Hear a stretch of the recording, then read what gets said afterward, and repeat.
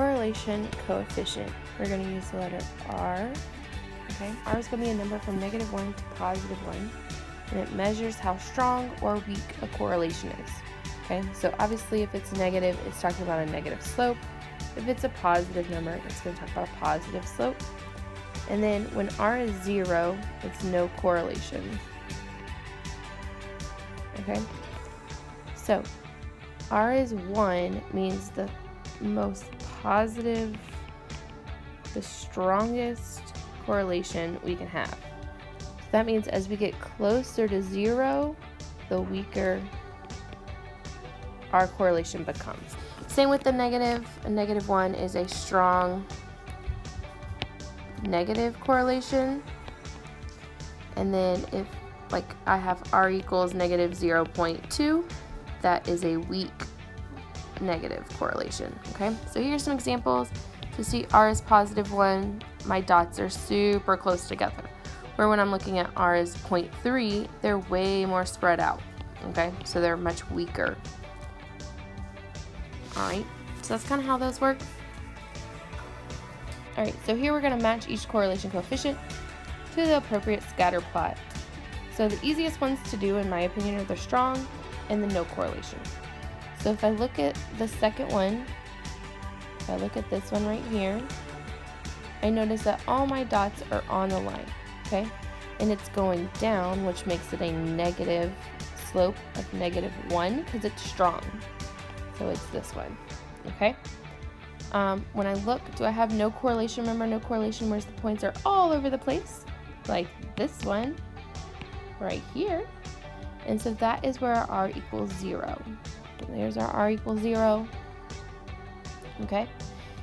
And then let's look at our numbers. Let's look at our choices. So if R is +0.2 and +0.9, so those are only positives. So if I look at my first graph, this is going up, so it's positive. I already did this one. My third one is going down, so it's negative. I already did this one. If I look at the bottom one, this is going down, so negative. Down, negative. This is going up, so that's positive. And I don't really know about this one, so let's just leave it up, okay? So I now have two positive numbers, and I have two positives. So that means this last one must be negative. Okay, must be going down. So of my two positives, I have 0.2 and 0.9. Remember, 0.9, is it closer to 1 or 0? 90 cents is closer to $1 than 20 cents is. So this is going to be our stronger one, while 0.2 is going to be our weak one.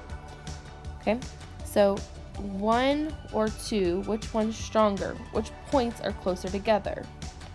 Okay, that would be 2. These 2 is closer together, so this is going to be our 0.9. And so the first one is going to be our 0.2. Okay, we did this one, we did this one, we did this one, we did this one. -0.9 and -0.2. So -0.9 is closer to -1, so this is my strongest one. So of the ones that remain, which one's the strongest? 1, 2, 3, or 4? It would be 3. They are closer together, so this is going to be our -0.9. Our weakest would be the -0.2. So which one's the weakest? I would probably say 4 because they're really kind of spread out in my opinion. So we're going to say -0.2. Okay, I took care of that.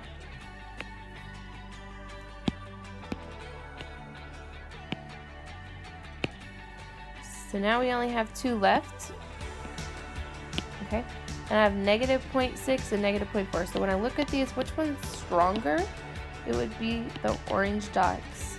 So this is going to be our -0.6 because remember this is stronger. So -0.6 is stronger than -0.4.